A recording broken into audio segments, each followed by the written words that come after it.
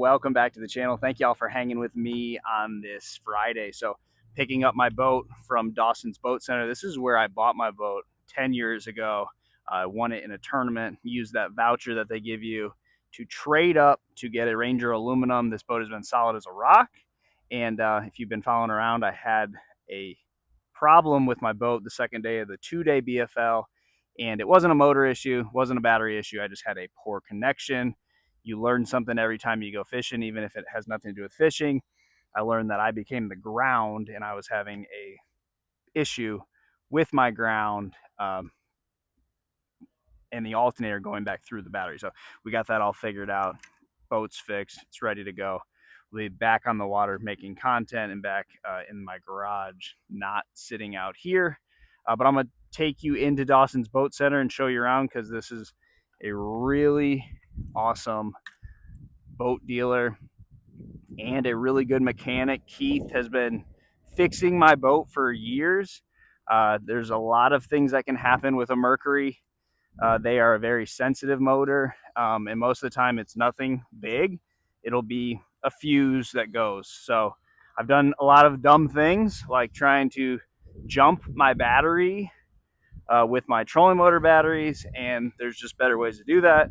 So every time I mess the motor up, they fix it. They know what they're doing here. So this is some of the better mechanics that I've ever dealt with that work here. This is the boat that I have, but 10 years newer. So I run a Ranger aluminum 188 RT, and this is the RT188P, and this is the 2025. And this boat is laid out a little bit different than mine. I want to go over some of the things that this boat has that is different. I'm not going to say my boat doesn't have these because it is the same boat. There's just some upgrades made. And I think my boat was kind of on the cutting edge of the aluminum Ranger. This is one that has seen a decade of progress. So this is really an awesome boat. I already like a few of the things that I've looked at before I started this video. The center console probably being my favorite. Now, I don't have any problem phones and dry space or anything like that with my boat. But look at this. This is just convenient. All your important stuff you can put in there. I store all my stuff in my back compartments, and those stay really dry. You don't have any worries about getting moisture in there. But this right here, and then if you remember in my boat, I have that seat that is right here, but no one hardly ever uses it. So what typically happens is it just becomes a step, which that seat folds down and it becomes a step. But this is a much better way to step up. You're not putting any stress on those that seat, and it's just a more solid. But that's the first thing that I've noticed. The seats are a little bit different. We've upgraded bass boat seats quite a bit in the last 10 years. Now they're heated. There's a lot of different options that you can get in your seats. So these look like a little bit stronger, a little more comfortable. But again, I've been sitting in mine for 10 years, so they're going to be stronger. Now, one thing I do like about this layout of the 2025 is that we have a cooler right here, and then we have more storage here. So in my boat, there isn't a specific place for a cooler. I'm not that guy that needs ice and cold drinks. I'm typically just going to have a big Yeti bottle full of water. But if you are that guy, you have a cooler up here, and then you have another compartment that's going to be all your other stuff that you're probably going to want to keep dry, and then your day box, your tackle. All right, so let's go up to the front. This is very similar to the one from 2015. And if you notice, you can put 8-foot rods up here. That's really convenient because you're going to have a couple of those. But that looks to be fairly similar to the 2015. Obviously, a little bit better, a little bit newer, a little bit more put together. But everything in my boat is pretty well put together. It's just a little bit used because we've fished out of it. Now, this is something that I noticed about the new Ranger. Man, you gotta love that.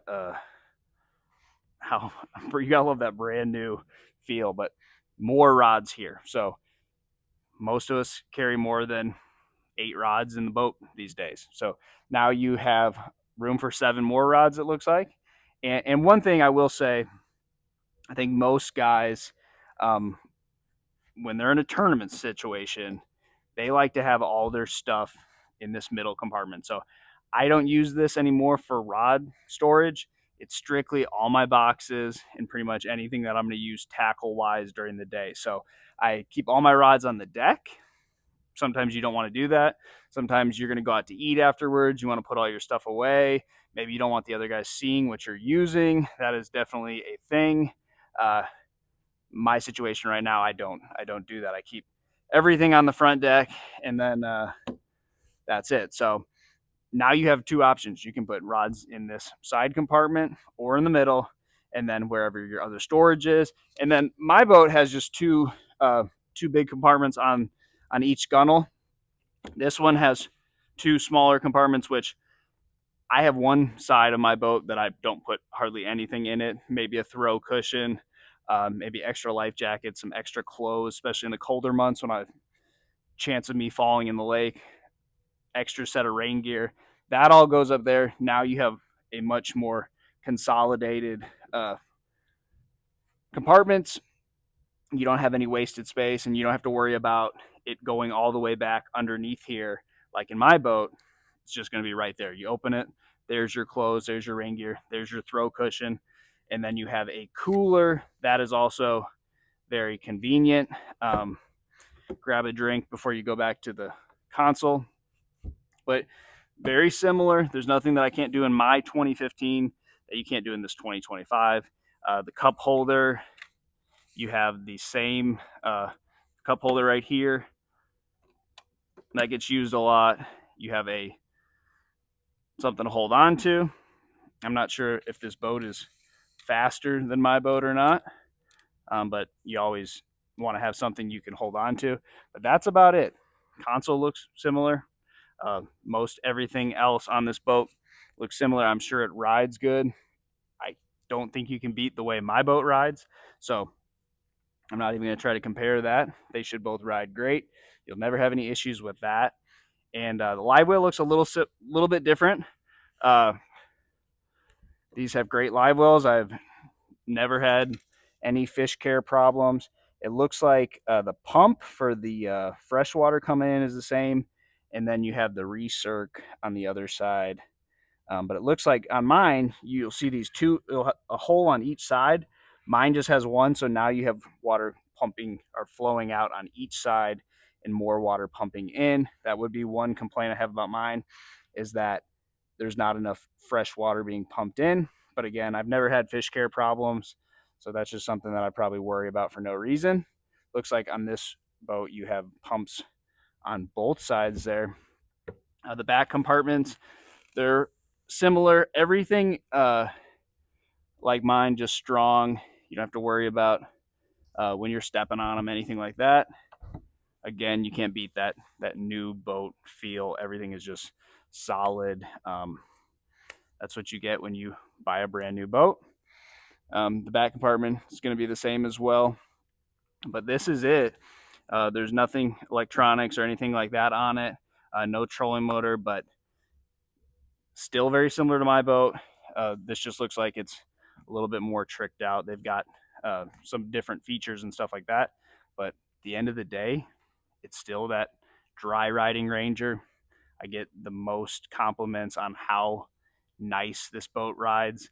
I haven't been in a whole lot of other aluminum boats, but I do have a lot of co-anglers that go, I was a little bit worried fishing the big waters like Guntersville on a windy day, and your boat just performed flawlessly. So this is a great boat if you're like me, where you're not going to make a 50-mile run, but you're going to be going to a lot of spots and you need to get out of shallow water quickly. So I can get on plane, 3 feet of water, no problem, and run safely to my next place. It is a great river boat. It is a great boat when you're fishing sloughs and backwaters. Guntersville is full of that type of fishing, and I don't ever feel like I'm at any problems with that boat. I'm a lake as big as Guntersville, so it doesn't matter where you fish, Kentucky Lake, Lake Dardanelle, Pickwick, Wheeler, Wilson. I've taken this lake all over the country and it's performed. Santee Cooper with all the stumps, it's still going to perform, and that's what you really want. And that's what's kind of sold me on this whole aluminum boat deal is when you get in certain situations, the aluminum boat is going to outperform the bigger glass boats, but I don't mind riding in a big glass boat either, especially on those windy days. But this is it. This is the Ranger RT188P, brand spanking new. This is Dawson's Boat Center. This is where I've had all my service done and where I bought my boat 10 years ago. This is kind of a special place for me. So if you guys are in the area, Scottsboro, Alabama, or you're looking to get some boat parts or go look at a new boat, this is a great place to do it. Give them a call. I'll link all their information, phone numbers, and website. And Greg is the guy here. Loretta's the lady behind the desk, and Keith is the mechanic, and that is the whole setup here. And it's a really a friendly family environment. So I don't always like having issues with my boat, but I don't mind bringing it to them when I do. So give them a shout, give them a check out if you're looking for a boat or you're looking or you just need some parts. Thanks for watching, guys, and I'll see you on the water.